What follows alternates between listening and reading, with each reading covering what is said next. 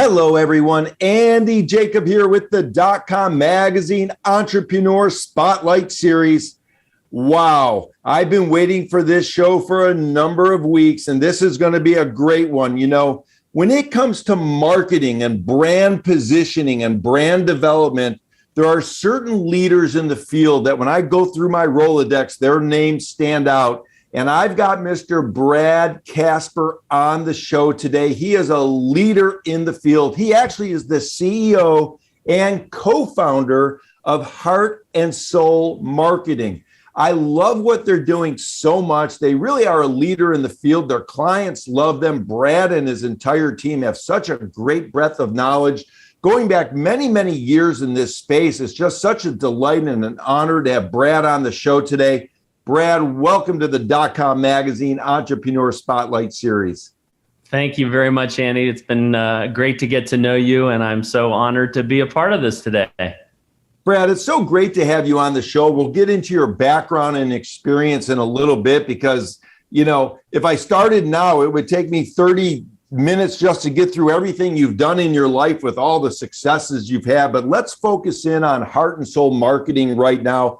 Let's pull the lens back to 30,000 feet and tell us about the company. Happy to. It's been just a little over a year since Matt Moore, my co-founder, president, and chief creative officer, and I formed Heart and Soul Marketing. It was early October of 2020. Yeah, the pandemic was raging away, and we did make a decision to form a new agency. He and I had been partners at another agency immediately prior to that. We had had quite a bit of success at that other firm, but we felt like we were ready for our own unique opportunity so we could cultivate a culture and frankly attract clients that would kind of align with our mission and our purpose and values. And we're off and running now 12 months and 2 weeks later. I love it, Brad. And your background and experience is so unique. You know, on the website, there's something that just makes me laugh so much. And, you know, on your bio, it says you couldn't keep a regular job. So then you decided to start, Heart and Soul Marketing with Matt Moore. What is it about this sense of humor that you have and this unique look at the world that makes you this leader in brand strategy, positioning and marketing? Well, I think, obviously having some humility and having some sense of humor has aided me over time. And I have gone through a lot of different career twists and turns, from General Electric to Procter & Gamble to Church & Dwight to the Dial CEO to the Phoenix Suns, and then some private equity backed opportunities in between that.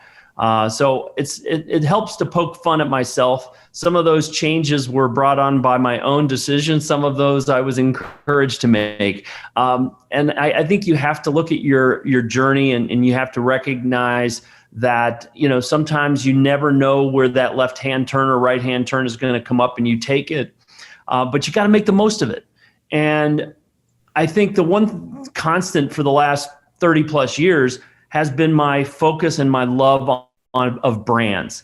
And when you're at Procter & Gamble and you're working in the advertising and the marketing department, if you do not love brands and learn to project yourself into the consumer's shoes to look at a brand through that lens, well, then you're not going to stay in this industry very long. But I've said to people for the last 30 years, when you work in the consumer goods industry, you're never bored a single day in your life because you're constantly challenged, whether it be consumer issues, retail issues, packaging, sustainability, you name it. And so, but I do love brands, and I differentiate brands, of course, from private label and other things. But one of the things I think I've grown to appreciate over time, Andy, is that the brands aren't just physical things. They're services, and they're actually personal brands too. And so I've probably been more cognizant of my own personal brand over the last several years than at any other time either.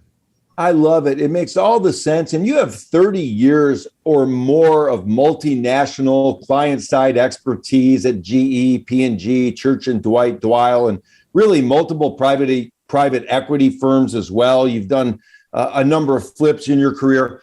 When people come to your company, the Heart and Soul right now, the companies, what are they looking for? What's their big problem? They're coming to you and, they're saying, Brad and Matt and entire team over at, Heart and Soul, we need your help. Yeah. Great question. And of course, with a client list that we have about anywhere from 12 to 15 clients right now in our first year, and we're absolutely grateful for each and every one of them. Each of them has slightly different needs, but I think the common thread that runs through them, I think we're a little bit more surprised at this than we were at our prior firm. People are coming to us saying, wow, we need help with our brand identity, both the logos and the looks and the feels of it, but also what does our brand stand for? What do we want to stand for? And I believe that maybe one of the threads that has come out when we established Heart and Soul Marketing, Matt and I said we wanted to be a purpose-driven company and we were hoping to attract purpose-driven clients. And that's what we're seeing. Some of these companies have well-defined purposes and they want us to help amplify them. But the vast majority have probably not identified what they think their why is, and maybe even who their target audiences are. So we're doing a lot of strategy work up front, and then they're saying, hey, listen, it's time to begin marketing our brands and our products more overtly to consumers. But we don't want to dive in with a $500,000 TV commercial and millions of dollars in media spending. They're looking to take baby steps, social media, digital, some upper funnel marketing activities, as well as lower funnel conversion activities. And I think they've seen us as an agile, obviously newbie, but newbie in a way that it's fresh and it's exciting, but it's also very experienced. And so I think that's what we've seen, but it's really that full marketing cycle we're getting an opportunity to make impact on right now, Andy, and that really excites our team. Yeah, it's incredible. And certainly, your background and experience and the team you've assembled are all world-class. Let's talk about brand a little bit, and let's talk about sort of brand strategy and positioning, because I find that very interesting. You mentioned some of these companies are coming to you and they're kind of saying, hey, maybe we don't even know what our brand is anymore. It's a little confusing. It's a little sort of diminished, or maybe it's maybe in an area that we don't want our brand to be known for. So when we think of a brand, okay, at a high level, Brad, is it really like a psychology, like what you want the customer to feel, what you want your clients to feel from the brand? What's the key about coming up with a good brand identity?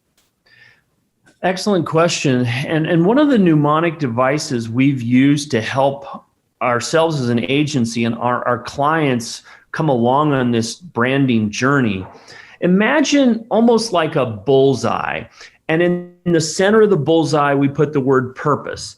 And then the next ring out from that, we say vision, and then mission, and values, and then ultimately positioning. So it's a series of concentric circles. And it's a little bit like when you skip a stone on a pond and it breaks through and you see those ripples move out. It all starts with the why, which is the purpose. And we help companies identify that larger, reason for their existence. Certainly Simon Sinek gets a lot of credit for asking that rhetorical question, what's your why? But then it went from a personal why to a corporate why.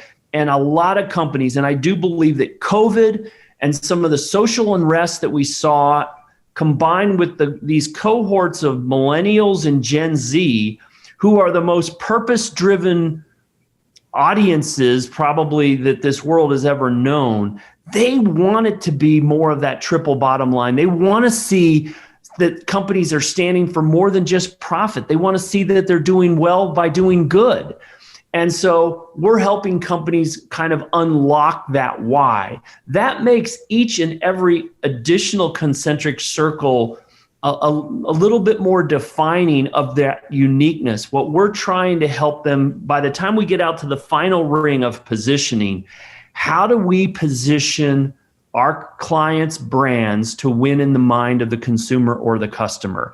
And so we often do kind of a positioning matrix about how we can find that white space in crowded markets and pull our brands and our clients' brands apart. And it's been enormously gratifying to hear people say, let me give you an example, a quote from a client last week. They've been open for about 9 years. And the founder said, Brad, it took you about 4 weeks to figure out what we've been trying to figure out for 10 years about what we're supposed to be doing. I mean, he was very emotional about this, that you don't understand. We struggled for so long, and now it's become so clear and so energizing. And that's the kind of remarkable feedback we love, and we hope our clients come to expect. I love it. Well, they're raving about it. And of course, you do public relations, media planning and buying. You do influencer marketing, you do social media, real-time content creation, the full suite of things that you would expect. But what you don't expect from a company like yours is the fact that, you treat each company like you're really an extension of them. You treat each company like you're really a partner, like you're really part of their business. Where did that sort of mindset, Brad, where did that come from for you and Matt to sort of say to yourselves, we're going to open up this new firm, heart and soul, but what we're really going to do is we're going to become a partner of our partners. Yeah, no, that's really well said, Andy. And I think at our previous firm, as Matt and I helped scale that firm pretty doggone significantly over a 4.5-year period, from 30 or 35 employees to 140 or so employees, and from a dozen clients to like 50 clients. One of the things that we realized, and we had some national clients tell us literally verbatim, Brad, you and Matt being in these meetings makes us feel like you are an extension of our team. And that is something that we don't get from other national agencies and public holding company agencies. And so we said, God, maybe that's part of our secret sauce. Feel like an extension of the teams. A lot of times the companies that we attract as clients, they're challenged because their marketing departments are smaller and everyone's fighting for additional resources. And when they see that symbiotic relationship between their agency and their own marketing team, it feels like they can do more with less. And so I think that's what has, and Matt and I are pretty passionate people. You don't call your brand heart and soul if you're a bunch of deadbeats. We are very emotive, and we really love to roll up our sleeves and get into it with our clients. And we think that that's been a part of that success we've enjoyed not just in the first year of our company, but over the past several years when we started working together. I love it. It makes all the sense in the world. Now let's talk about feelings. And I know it's kind of this esoteric thing, and it's kind of strange. We're on the DotCom magazine Entrepreneur Spotlight show. We're all driven by technologies these days. But when your clients come to you, typically, what type of feeling do they want their customers to have about their company? Can we say that generally speaking for all the clients that you have, that they want this certain kind of vibe or feel from their clients? Yes, even B2B, which historically hasn't thought so much about emotions, even their recognition that emotion and feelings play a significant part. I think about that Maya Angelou quote. They won't always remember what you say, but they'll remember how you make them feel. And we use that as almost frankly a part of our DNA. Again, when your brand is called Heart and Soul, you better be good at uncovering those emotions that begin to change behavior, change action, and create purchase opportunities. I would say that, when we try to get into the benefits of our clients' brands, their products or their services, we have to go well beyond the functional aspects, because almost everybody's hitting on that. So we then have to find, what are those emotional benefits? What's that hierarchy of needs that may be a little bit more insightful, a little more granular, and not as obvious, but when we find that aha, it's almost always some sort of connection. We say the distance between the heart and the head is it's only a foot or so apart, but man, if we can bring those things really close together, so that people are making decisions as much based on the way they feel as the way they think, then our clients typically win, because ultimately many purchase decisions are emotional. And yeah, that's interesting, Brad. That's super interesting. And I didn't mean to cut you off there, but it was leading me to another thought. You know, when we think about younger entrepreneurs and we think about people in startups, and you know, of course, you've worked with everyone from startups to, you know, Fortune 100 companies. Yes. Let's focus in on a guy or a gal that has a startup, and let's focus in on sort of their mentality just a little bit. And maybe you can give some advice to the younger entrepreneurs watching the show, or the older entrepreneurs watching the show that have a newer company, and they're sort of thinking about what they want their brand to be, what they want people to think about their company. Are there certain sort of ideas or cues or advice that you can give for the younger entrepreneurs or the older entrepreneurs with a new company on what they need to think about to get that new company in the right mind frame to give a good brand strategy out to the world at large? Wow, excellent question. I'm not sure I've ever been asked that before. You know, we have a number of clients, some of whom are very entrepreneurial and had already made decisions about their brand name, their product, their pricing, et cetera. And we're finding in some cases we have to unwind some of these things because they made the decision about their brand name thinking about either the function or the process of the product, not that higher end benefit that will probably, frankly, justify purchase decisions and premium pricing and stuff like that. So first of all, my thought to all entrepreneurs, if you've got an idea, if you have an instinct that you want to start a company, obviously it took me 35 or 40 years to summon the courage to start my own company because I didn't know if I had the DNA to be successful at it. Eventually you have to make the plunge, but you can make an informed plunge by having a really clear understanding of what your brand or your product is going to stand for over time. How is it going to, it's almost impossible to be purely differentiated against every alternative in an industry or a sector because there aren't too many original ideas left. But as long as you're very clear about what your brand stands for and you're willing to have it stand the test of time, get some feedback. It could be small based. There's a lot of ways to get inexpensive consumer research today using a phone or a survey, almost crowdsourcing of ideas to say, do I have a basis to win? Do I have a basis to succeed? Some of our clients, I think, have been just going on complete gut and then building hundreds of thousands of dollars of inventory on gut. And that can be a very expensive lesson to learn. I would also tell people, vet some ideas, make sure it makes sense. Hire a professional team to help you. I know some people need to bootstrap it, but there are other agencies who can help you bootstrap it efficiently and effectively. But I think you got to really begin with a clear understanding of where you want to be over time. And a lot of people only think about the first year. And I know Matt and I were thinking, where do we want to be in 5 years? And what are the building blocks that will get us there? And I think most companies can follow a building block approach.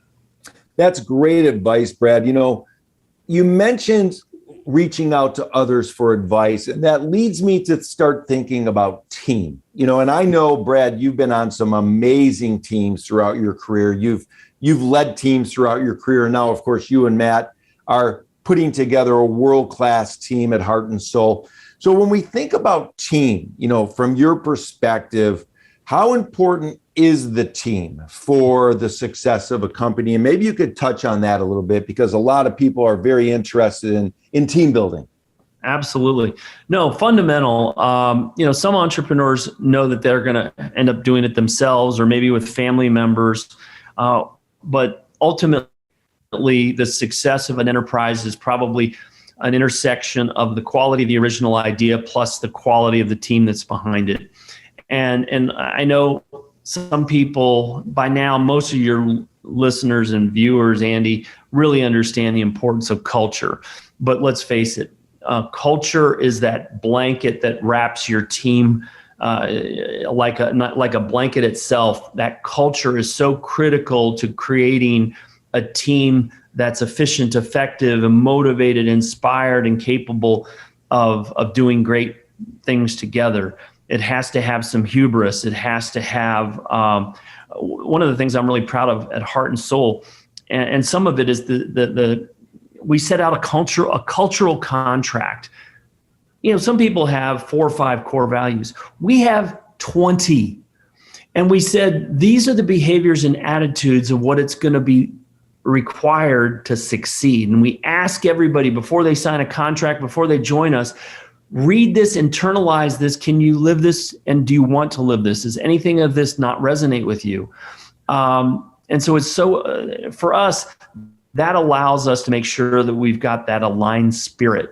And what has manifested, because there's this, one of our employees, a vice president, is also a stand-up comedian.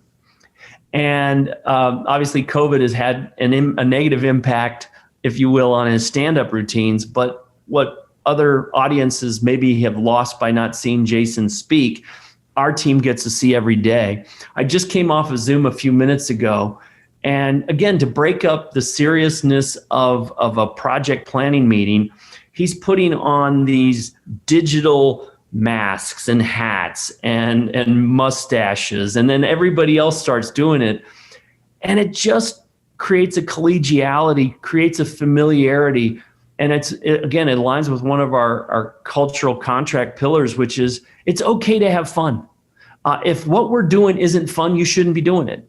And it's nice that when we have people who contribute, and people who used to be shy and reserved, they're coming up with their own zingers in the chat room, sending off oh, wow, that one hurt. But it's all in a sense of fun. It's kind of like a big family. I love it, Brad. You know, corporate culture starts at the top. You and Matt are building such a great corporate culture over there. Now, Brad, one of the things that I know that you're known for is asking great questions. I wanted to talk about that a little bit, because you have people that come on to, your platform. They reach out to you. They've heard about the great work that you've done throughout your career, and Matt and the entire team.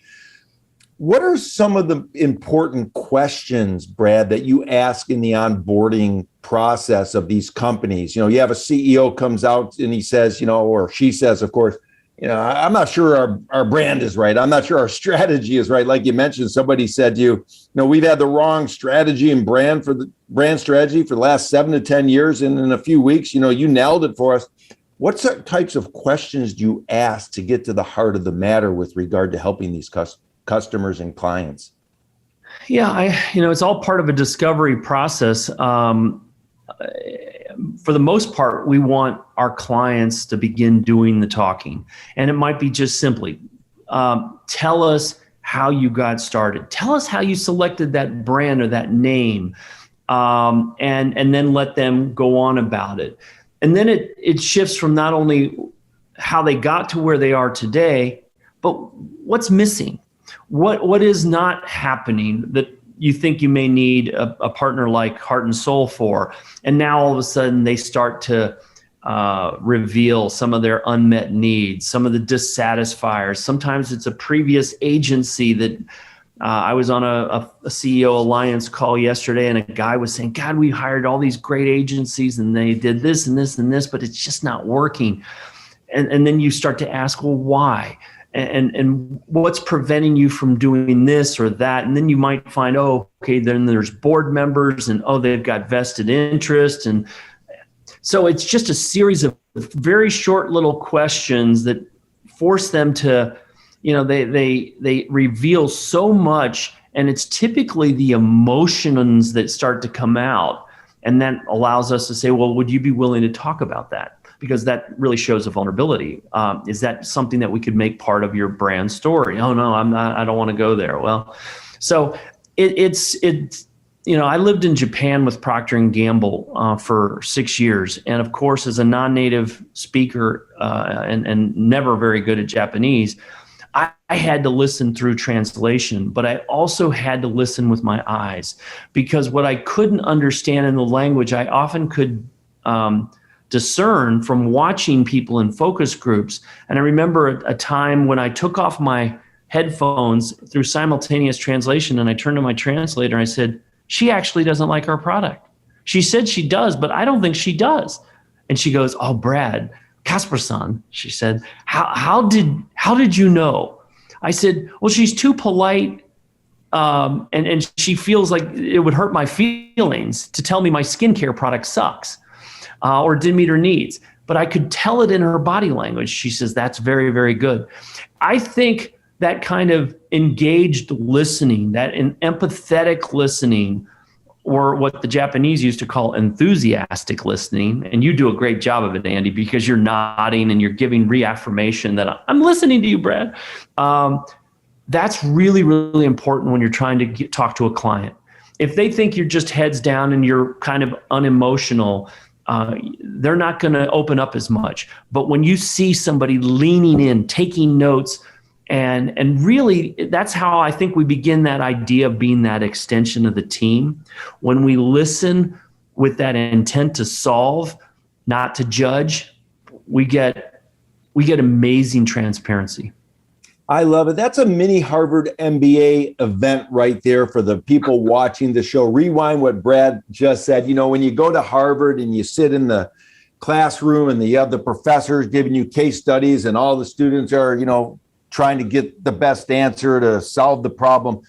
Those case studies happen in a classroom. They're not really firmly planted as an entrepreneur's feet are on the floor in real life. So what Brad just shared with you, this great story where someone, you know, in Japan called him Casper-san, and he was able to see not only the verbal language, but the body language of the people that he was talking to. And that's one of the keys to success. And that's a great story, Brad. I love that so much. I want to turn the conversation to entrepreneurship. And I know you've only cut out a certain amount of time, so thank you so much for coming on the show.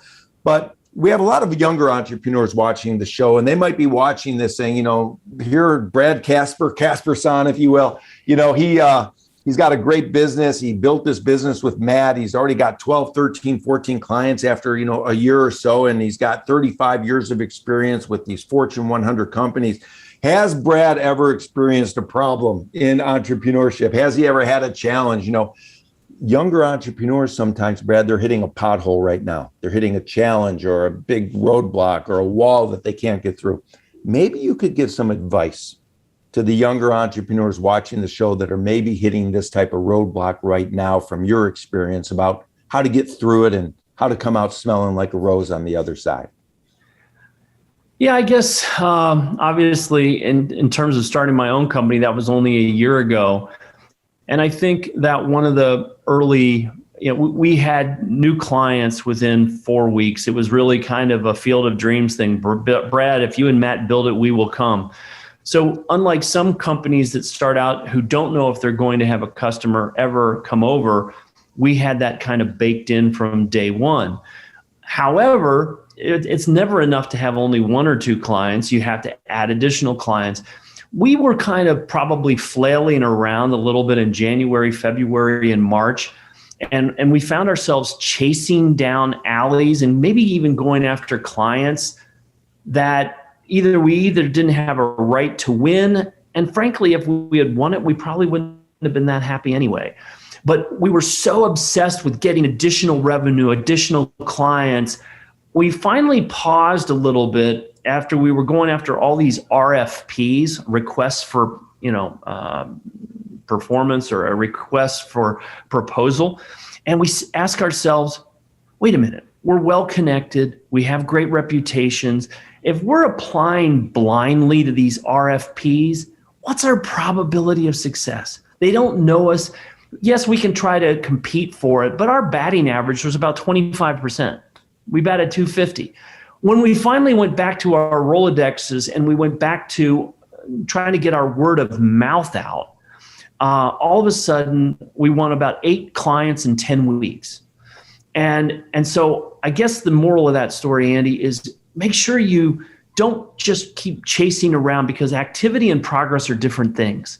Make sure that you're intentional and you're thoughtful and you're strategic about what you're going after. And hopefully it's going to be anchored in what you do is exceptionally well and different and better than others. Play to your strengths. It's not, you don't have enough time to address all your weaknesses. Play to your strengths, and presumably you have enough to get you through that next wicket. And that's what Matt and I did, and really gained a lot of traction. Eight or 9 months in, I think we rediscovered our company and why we wanted to start it in the first place. Brad, that's remarkable. And what you just said is a real gem. I mean, it really is such a poignant point that you made, where activity and progress are different things. And I think I want to bring you back on the show.